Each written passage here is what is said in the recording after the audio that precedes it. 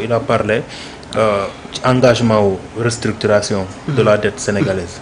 Maintenant balaa ñuy ñëw d'abord ci li nga xam ne Ousmane Sonko yëkkati na ko ci wàllum restructuration mu doon benn problème boo xam ne jamono ji ñu ngi ci entre FMI ak le Sénégal ñu ko ci déglu ba xam ban position la ci jël d'abord c'est quoi la restructuration de la dette?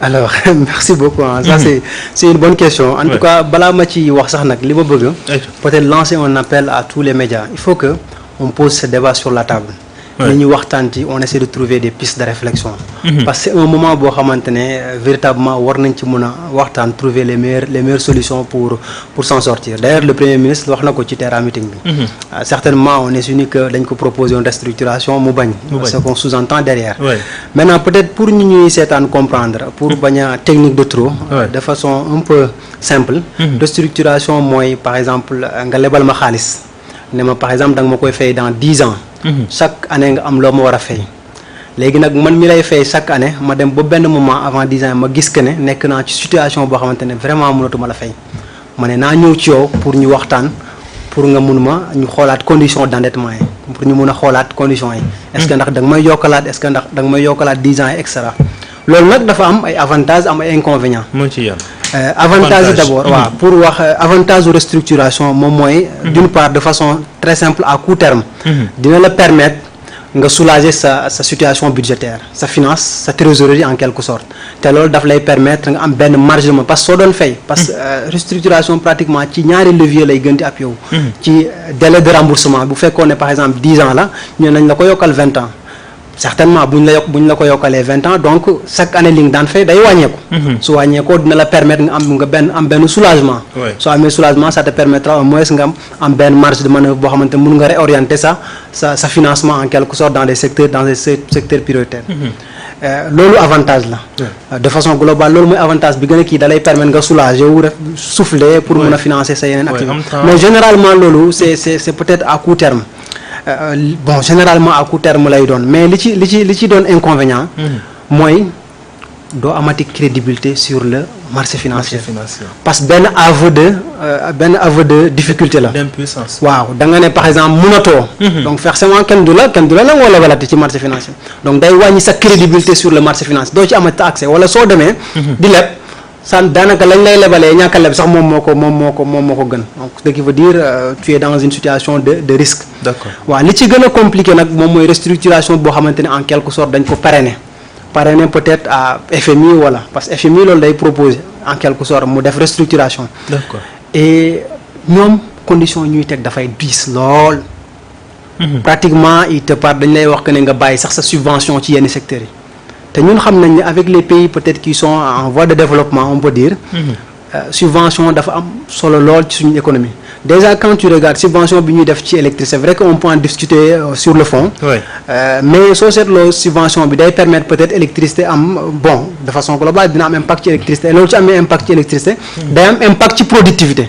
et day am impact ci prix bi en réalité donc soo dindee subvention yooyu rek nit ñi dinañ ko yëg te loolu mun na am beneen njeexintal donc man personnellement actuellement avec la situation pour ne pas même aller vers peut-être ndax une bonne stratégie wala risque c'est-à-dire man dama jàpp que ne vu peut-être les réformes parce que loo munti wax tamit avec la situation bi fi gouvernement fekk def am na ay mécanismes yoo xamante ne def na ko pour essayer de soulager un tout petit peu bi ci njëkk moom mooy le plan de redressement économique nga xamante ne d'ici 3 ans am na loo xamante ne njeexintal boo xam ne déjà sax maa ngi gis ci loi de finances ñu war ci mobiliser en termes de recettes lu mot 700 et quelques milliards ça veut dire quelque chose en réalité donc pour man avec cette situation je milite pour que ñu ñàkk a def restructuration boo xam dañ koy parrainer FMI man je suis pas d'accord pour ça li ma d'accord bu fekkente ne suñu accord programme ak FMI dafa war a aboutir à une restructuration ñu suspendre accord FMI dawal plan de redressement ak réforme yi ñu def d'ici ba 3 ans pour évaluer impact boobu noonu.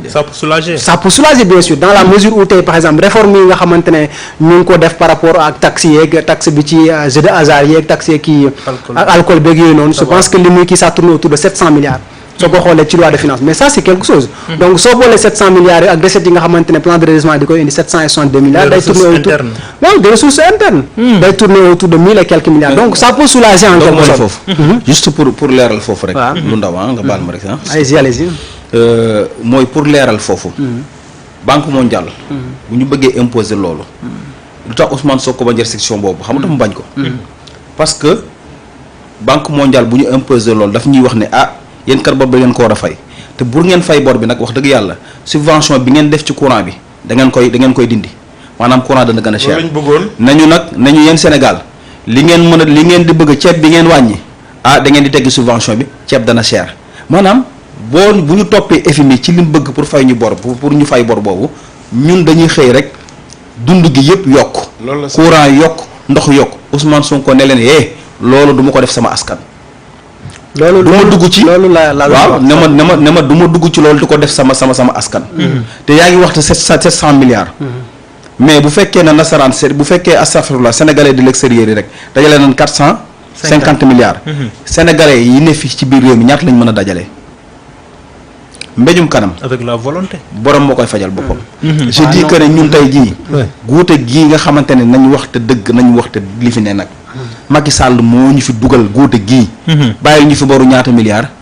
on nous parle de 18 000 milliards. de dette boo xam ne Macky Sall ko fi bàyyi.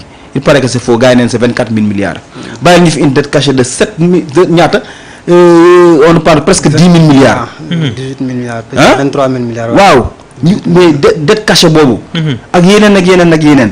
Ousmane Sonko ak président Diomaye ak Ousmane Sonko président Diomaye mooy président ba léegi ak Ousmane Sonko ñëw di def redressement boobu. pour jooyante économie bi mais diggante sangook solu mais yaramu neen faw mu am foog sénégalais yi xam ne fi ñu jógee dafa metti te ñun fi ñu bëgg a dem encore une fois yombul xam nga tax yombul. parce que moom wax na ko léegi. ces institutions de Bretton Woods là mais ñoom dañu am seeni intérêt dañu am seeni intérêt encore une fois. te amul benn réew bu sukkandiku ci ñoom pour développer non saa yoo demee da ngay ñëwaat leb boo ñëwee ñi fii est-ce que xam nga ne ñun tey jii. maa ngi dégg un économiste maa ngi remercier Babou le directeur de 3FPT borom xam-xam bu mag muy wax ne bu ñu toppee mbir mi Sénégal ñun 16 milliards la ñu war a fay. par jour par mois de 16 milliards par jour la ñu war a fay ci bor bi. chaque jour daal war nañu jox 16 milliards loolu fu ñu koy jëlee. kenn xamu ko. donc man je dis avant ngay daaneel foofu question la mu koy yóbbaale. est-ce que cette dette là bor bi Sénégal da ko war a fay parce que bor bi leb nañ ko au nom des Sénégalais. mais Sénégalais yi gisuñu xaalis bi fan la dugg. waaw loolu c'est may yóbbaale ko question. waaw may ma foofu dafa am solo parce que. boo waxoon dama ci loolu laa naroon a rebondir. mais may ko mu ñëw nga rebondir. waaw mu eggale logique c'est-à-dire balaa muy perdre le fil. waaw pour bañ a perdre fil parce que aussi ñi ñu seetaan il faut ñu comprendre. xam nga laajte nga ma lan mooy restructuration. ma jox la définition bi. c'est-à-dire li ñu war a waxagum sa peut-être ci ban moment la ñuy wax restructuration. c'est-à-dire état waaw ndax egsi nañ ci agum bon après loolu on va voir ci ban moment la ñuy wax ay restructuration. bu fekkente ne état dafa nekk ci situation boo xamante ne. wóor na ko ne. mënta respecter ay engagements vis-à-vis de ses partenaires su boobaa mun nañ def appel à une restructuration wala bu fekkente ne état dafa bëgg a anticiper. par rapport à une telle situation pour mu bañ fa yegg. mun na def appel à une restructuration. su boobaa nag ça peut être à plusieurs formes mun nga ko parrainer FMI et cetera mun na nekk ci yeneen. mais man actuellement avec la situation ce que je milite moom mooy bu fekkente ne programme mu FMI dañ condition wu def restructuration da ci bokk. ñu suspendre programme mu FMI. bàyyi ko ba 2029 tout en se basant sur le plan en essayant de voir peut-être les impacts du plan de redressement parce que comme dañoo nekk situation ñu indi ay mécanismes yoo xamante ne peut-être moo ñuy permettre ñu soulager wu. évidemment war nañu xool lan lay jur en quelque sorte te am na la stratégie de la gestion de la dette. évidemment 2026 2028 war nañu xool yan impact lay am ci suñu économie. donc pour moi je pense que pour le moment c'est pas une bonne idée de faire une restructuration parrainée par le FMI maintenant nag je pense que certainement. le président Ousmane Sonko vision boobu la am. parce qu'il a dit que ne man je le vois un peu dans une vision lointaine. parce que soo defee restructuration à court terme tu pourras se soulager ci say fonctionnement ak yooyu noonu mais à long terme dina xaw a doy waar situation donc man personnellement je pense que ne. on doit aller vers ça. bàyyi plan de bu fekkente ne FMI ñu bàyyi plan de redressement économique mu daw.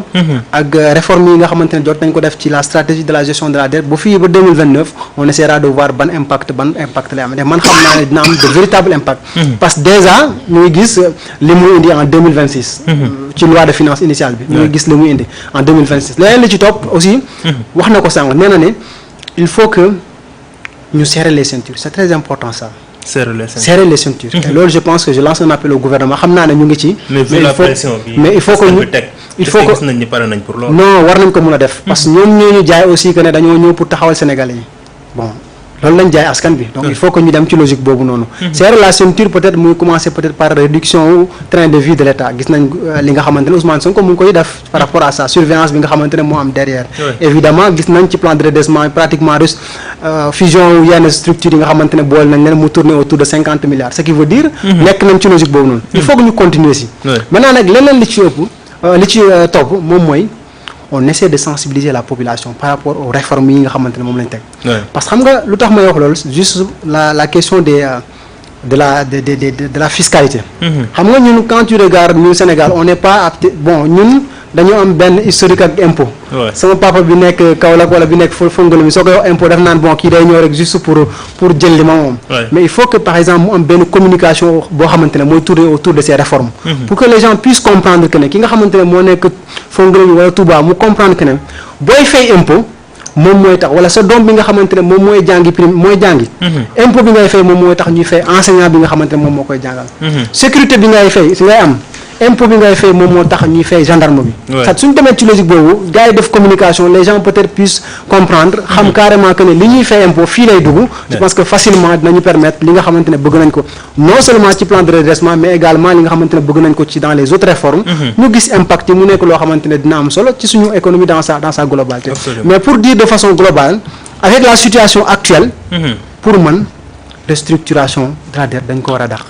surtout nag une restructuration parrainée par les FMI bu fekkee ne mënta am ba mënta ñàkk bu mu nekk une restructuration ba am parrainée par les FMI dañu nekk am na lu ñuy wax une conversion partielle une terme de façon restructuration la. nan lay demee da ngay naan. est-ce qu'on peut récupérer cette dette cachée là. pour revenir après ma ñëw ci par exemple c'est-à-dire une conversion partielle. par exemple ñun am nañ partenaires yoo xamante ne tey am na benn bët bu ñu am benn regard positif bu ñu am Sénégal. lu ci mel ni Turquie.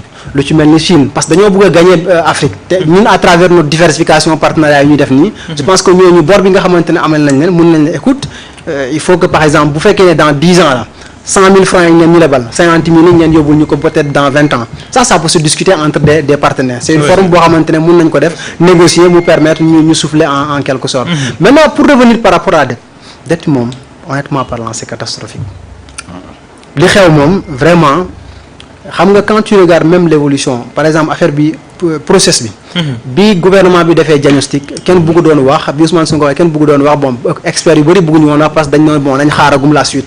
parce que on peut dire que mënoon na am des positions politiques opposition baa ngi fi woon ñeeg naa mais bi Cour des comptes génnee affirmé. non on se dit que ne vraiment lii lu ñu war a régler et loolu je pense que dama ciy lancer un appel au gouvernement. ministère de la justice liggéey bi nga xamante ne par rapport à la réduction ñi nga xamante ne ñoom ñoo laale ci lii ñu régler ko une bonne fois pour toutes. parce que aussi dañoo toll avec toute fermeté parce que dañoo toll foo xamante ne waratuñ permettre. nit di falu ñu joxal dënk la benn affaire ngay def ci lu la neex. loolu je pense que il faut que aussi ñu am benn mindset boobu noonu. xam ne liñ la fal du yow yaa ko moom. parce que aussi bas mu nekk fee ne dem salaire am ñu ko ciy fay impôt boo xamante ne ñu ko ciy dagg impôt boo xamante da koy contribuer. nga ñëw xëy di koy defee nu la neexee loolu je pense que war nañ toll foo xamante ne il faut qu'on veille sur ça. et loolu yaakaar naa ne le président Ousmane Sonko yàgg na di ci wax yàgg na di sensibiliser par rapport à ça et on doit laisser keroog terrain meeting maa ngi dégg muy wax que ne waa Pastef ku fi luubal. donc ce qui veut dire mu ngi alerter. waaw Pastef ñu fi luubal et loolu je pense que le gouvernement doit prendre sa fermeté il doit le régler avec toute fermeté am naa ci yaakaar. je pense que avec pôle judiciaire bi ñu kii pôle financier judiciaire bi ñu kii je pense que on ira dans cette logique. et véritablement dina régler wu. la question de la dette moom dafa jaaxal ñëpp fi mu toll nii. mais man dafa jaaxal maintenant nag bor moom. fay la sant. waaw mais xam nga bor fay. waaw bor moom dañ ko war a. bor fay la xam nga tey par exemple quand tu regardes la